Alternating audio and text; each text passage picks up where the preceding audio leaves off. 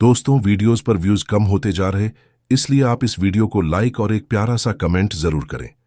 Channel को promote करें जिससे मुझे मोटिवेशन मिले और मैं आपके लिए सबसे पहले वीडियो चैनल पर अपलोड कर सकूं। मुझे पता है आप इसे पूरा कर लेंगे क्योंकि आप हैं सुपर अमेजिंग। तो चलिए शुरू करते हैं। अब जब जांग यी को साफ साफ पता चल गया कि ये अनइनहैबिटेड आइलैंड असल में वुलुअन एम्पायर की साजिश है, तो उसके मन का बोझ हल्का हो गया। कम से कम अब कंफ्यूजन या गिल्ट जैसी कोई फीलिंग नहीं बची। असल सवाल अब यह था कि इस चाल को कैसे उसी पर पलटकर यूज किया जाए। जांग यी ने बैठकर कामली सोचना शुरू किया। सबसे पहले यह पॉसिबिलिटी थी कि अंडरवर्ल्ड गेट कीपर वुलुअन एम्पायर छोड़कर सिर्फ उसे ट्रैप करने के लिए यहां तक आ गया हो। चांस बहुत कम था, लेकिन फिर भी मना नहीं किया जा सकता था। और चूंकि एनिमी अब उसकी एबिलिटीज के बारे में कुछ हद तक जान चुका था, तो ट्रैप के अंदर जरूर उसकी पावर के खिलाफ खास तैयारी की गई होगी। वुलुआन एम्पायर के पास उसकी पूरी जानकारी नहीं थी। उनकी नॉलेज अब भी पिछले हेवन सी बैटल तक ही लिमिटेड थी, इसलिए वे ये नहीं जानते थे कि जांग यी की टाइम एबिलिटी कितनी इवॉल्व हो चुकी है। पर इतना तय था कि एम्बुश में उसकी स्पेस मूवमेंट पावर को रोकने के लिए कोई खास तरीका तैयार किया गया होगा। दूसरी बात, जांग यी को ल्यूर करने के लिए उन्होंने कितना बड़ा बेट रखा होगा। अब तक उसे सिर्फ कुछ गॉड सोर्स फ्रैगमेंट्स ही मिले थे, जिनकी कीमत उतनी टेम्पटिंग नहीं थी। जांग यी लिविंग रूम में पहुंचा और अपने पैर से बिग ड्रैगन कैट को हल्के से छेड़ा। बिग ड्रैगन कैट, उठ जा, थोड़ा लाइफ और ड्रीम्स पर डिस्कशन करते हैं। बिग ड्रैगन कैट ने बड़ी मासूम आंखों से उसे देखा। उसे समझ ही नहीं आया कि जांग यी किस बारे में सीरियस हो रहा है। 3 साल साथ रहने के बाद उसकी आवाज को ट्रांसलेट करने के लिए डिवाइस अवेलेबल था, लेकिन उसकी इंटेलिजेंस बस नॉर्मल कैट डॉग लेवल की थी। वो हुआ जैसी हाई लेवल म्यूटेटेड क्रीचर नहीं था, इसलिए असली बातचीत करने के लिए अक्सर हुआ और फ्रॉग के जरिए ट्रांसलेट करना पड़ता था। जांग यी ने एक चेयर खींची और केव से मिली एक हेयर उसको दिखाते हुए कहा, यह तुम्हारे ही किसी साथी का है।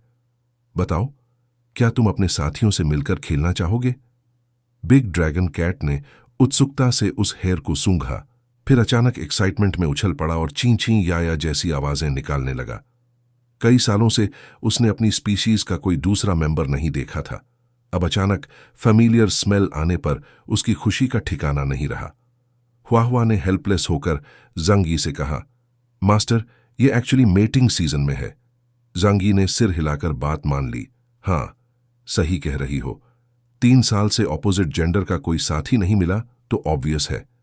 फिर उसने बिग ड्रैगन कैट से कहा, ऐसा करो, मैं तुम्हें एक जगह ले जाऊंगा। वहां तुम्हारे बहुत सारे साथी हैं। मैं गारंटी करता हूं कि तुम्हें एक नहीं बल्कि कई पार्टनर्स मिलेंगे।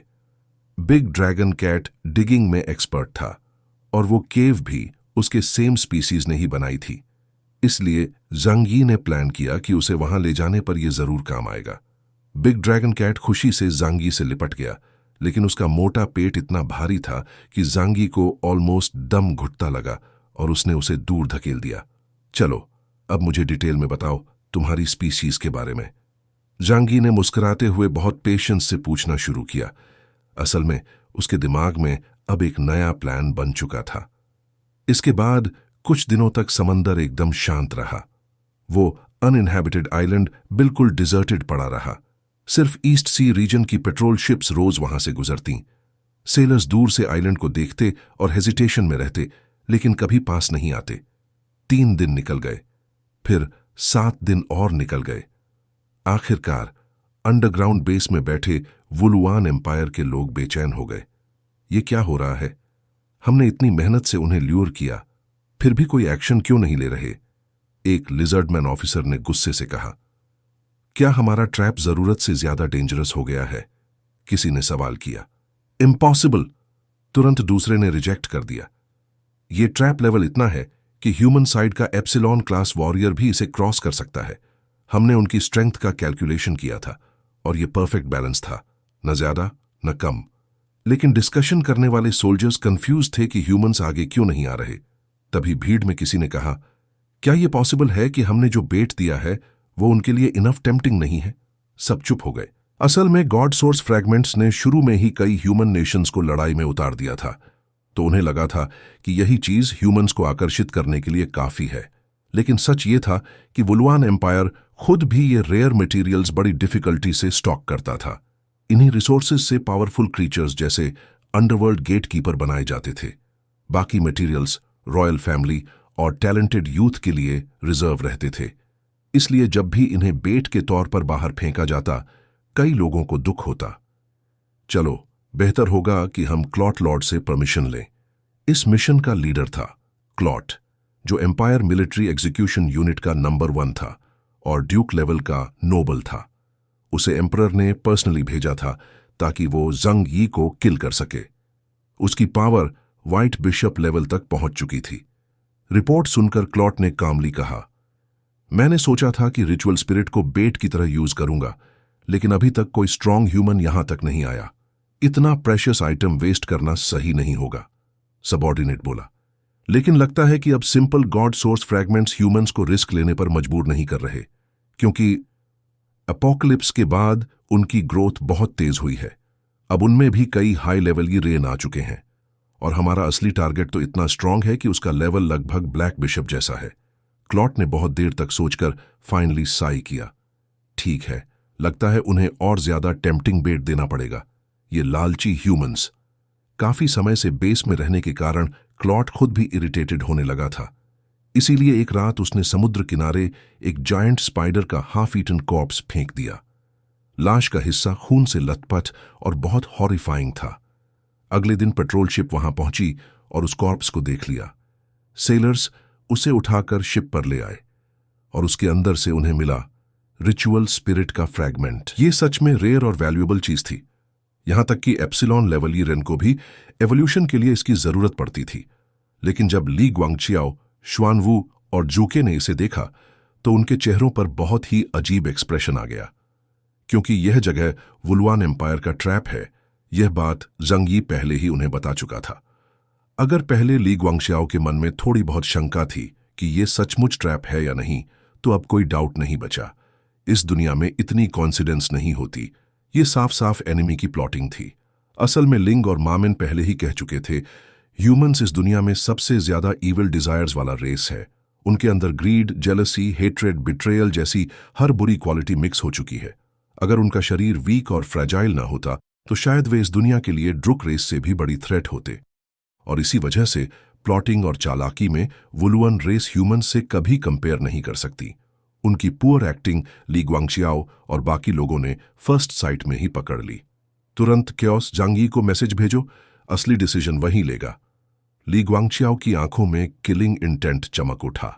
वो बोला, मैं अभी death God of love weapon इस्तेमाल करके पूरे एरिया को ब्लास्ट कर सकता हूं। उन्होंने खुद ही ट्रैप खोदा है तो वेस्ट क्यों करें। मिसाइल भेजते ही सब मारे जाएंगे। असल में ड्रिल मिसाइल्स का हेड डायरेक्टली केव एंट्रेंस से अंदर भेजकर अंडरग्राउंड वुलुअन सोल्जर्स को उड़ाया जा सकता था। जंग यी को जब यह खबर मिली तो उसके होठों पर हल्की मुस्कान आ गई।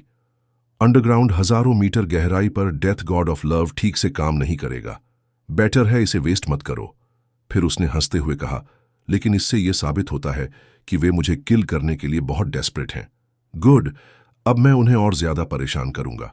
जांग यी को इस वक्त टाइम चाहिए था। वो चाहता था कि ह्वाक्सू नेशन की ईरन आर्मी को जितना हो सके पावर अप कराया जाए। एक एक स्टेप से उनकी स्ट्रेंथ बढ़ाना ही उसका टारगेट था। उसके लिए प्रिपरेशन टाइम लंबा हो कोई प्रॉब्लम नहीं, क्योंकि उसे इस वॉर में 100% जीत चाहिए थी। वे खेलना चाहते हैं तो मैं भी काल्मली और मजेदार तरीके से खेलूंगा। अगले ही दिन जंग यी सचमुच उस अनइनहैबिटेड आइलैंड के ऊपर दिखाई दिया। उसके साथ हुआ और शैडो ट्रूप्स के कई लोग भी थे। सब लोग हाई एल्टीट्यूड से आइलैंड को ऑब्जर्व कर रहे थे। इस बार केव के अंदर छिपे वुलुअन सोल्जर्स ने जांग यी को स्पॉटिंग कर लिया। वो आ गया ह्वाक्सू नेशन का केओस। मैंने कहा था ना, ये ग्रीडी ह्यूमंस ल्यूअर होकर यहां जरूर आएंगे। आ जा छोटा इंसान, जैसे ही तू ट्रैप में घुसा तू मर जाएगा। उनकी आंखों में एक्साइटमेंट थी। आइलैंड के नीचे का पूरा एरिया उन्होंने एक डेडली ट्रैप में बदल दिया था। लेकिन जांग यी ने सिर्फ ऊपर से 2 चक्कर लगाए, हेजिटेशन दिखाया और फिर तुरंत उड़ गया। लिजर्डमैन थोड़े डिसअपॉइंटेड हुए, लेकिन फिर जल्दी ही होपफुल एक्सप्रेशन आ गया। उसका दिल डगमगाया है, बस थोड़ा और प्रेशर डालो, वो वापस आएगा। मैं नहीं मानता कि वो इतने टेम्पटिंग बेट को इग्नोर कर पाएगा। बहुत जल्द आइलैंड पर रिचुअल स्पिरिट एनर्जी और भी ज्यादा स्ट्रांग दिखाई देने लगी, यहां तक कि पेट्रोल शिप्स भी उसे डिटेक्ट करने लगी। दूसरे दिन सचमुच ह्यूमंस की नई फोर्स आ गई। इस बार ऑर्डिनरी सोल्जर्स नहीं बल्कि मैकेनिकल लाइफ फॉर्म आर्मी। ये सब सबसे एडवांस्ड फाइटिंग मॉडल्स थे। इनकी पावर कैप्टन लेवल यीरेन जितनी थी। अटैक और डिफेंस दोनों में ये लगभग परफेक्ट थे, नॉर्मल ह्यूमन से बहुत आगे। जैसे ही वे केव में घुसे, वुलवान ने अपने जायंट स्पाइडर्स छोड़ दिए। फाइट परफेक्टली बैलेंस्ड रहा। अधिकतर रोबोट्स नष्ट हो गए, लेकिन कुछ बचे हुए बाहर भाग निकले और साथ में रिचुअल स्पिरिट स्टोन्स भी ले गए। अब तो केओस रेजिस्ट नहीं कर पाएगा, वुलवान ऑफिसर्स ने सोचा। लेकिन नेक्स्ट डे फिर वही हुआ। फिर मैकेनिकल आर्मी आई और इस बार डबल संख्या में। हर एक के साथ बड़े भारी बॉक्सेस भी थे। एक लिजर्डमैन ऑफिसर गुस्से से चिल्लाया, ये इंसान इतना कावर्ड है, बार बार रोबोट्स भेजता है, खुद क्यों नहीं आता? क्या उसकी पेशेंस अनलिमिटेड है? दूसरा ऑफिसर बोला, काल्म रहो, ये मैकेनिकल यूनिट्स शायद एक्सटिंक्ट हो चुके कंग्युआन रेस के हैं। केओस के पास लिमिटेड क्वांटिटी ही होगी। जैसे ही वो खत्म होंगे, वो खुद आने को मजबूर होगा। असल में जांगी के पास ऐसे रोबोट्स की संख्या बहुत थी, लगभग 1.5 लाख। लेकिन एनर्जी खर्चा बहुत बड़ा था, इसलिए वो नॉर्मली उन्हें स्टोर करके रखता था। पर यहां एनिमी को परेशान करने के लिए यूज करना कोई मुश्किल नहीं था। और इस बार तो रोबोट्स और भी डेंजरस निकले, क्योंकि हर एक के अंदर सुपर हाई एनर्जी बॉम्ब्स थे। जब वे सेल्फ डिस्ट्रक्ट हुए तो इतनी मैसिव एक्सप्लोजन हुई कि कई जायंट स्पाइडर्स मर गए और वुलवान का केयरफुली सेट किया हुआ ट्रैप भी लगभग कोलैप्स हो गया। सिर्फ किसी तरह उन्होंने स्पेस शॉक इंस्ट्रूमेंट्स को बचा लिया, वरना पूरा प्लान फेल हो जाता। ये इंसान कितना इरिटेटिंग है, क्यों नहीं आता? क्या हमें रिचुअल स्पिरिट उसके सामने हाथ में पकड़कर देना पड़ेगा? इस बार सच में लिजर्ड ऑफिसर्स फ्यूरियस हो गए। यहां तक कि लीडर क्लॉट भी गहरी सोच में डूब गया। सिचुएशन हमारी एक्सपेक्टेशन से अलग जा रही है। ये 6th जनरेशन ह्यूमंस बहुत कनिंग हैं। शायद पिछली लड़ाई में हमारी एम्पायर से डर गए थे, इसलिए अब बिना प्रूफ के रिस्क नहीं लेते। असल में अब तक केओस अगर रिचुअल स्पिरिट अब्सॉर्ब कर लेता तो उसकी पावर बहुत ग्रो कर जाती, लेकिन अभी भी वो ट्रैप में नहीं फंसा था। क्लॉट ने आखिर डिसाइड किया, मैं एम्पायर वापस जाता हूं, हेडक्वार्टर से और ज्यादा रिचुअल स्पिरिट एलोकेशन लेकर आऊंगा। जैसे ही ल्यूर बढ़ेगा, वो इंसान खुद ट्रैप में घुसेगा। लेकिन उसी वक्त वुलवान एम्पायर पहले से ही एक बड़े क्राइसिस में फंस चुका था, क्योंकि जुयू की एबिलिटी बहुत एबनॉर्मल और टेरिफाइंग थी। वो शायद 1-on-1 बैटल की टॉप फाइटर ना हो, लेकिन किसी बड़े एम्पायर में मैसिव केओस और फियर फैलाने में वो अनबीटेबल थी।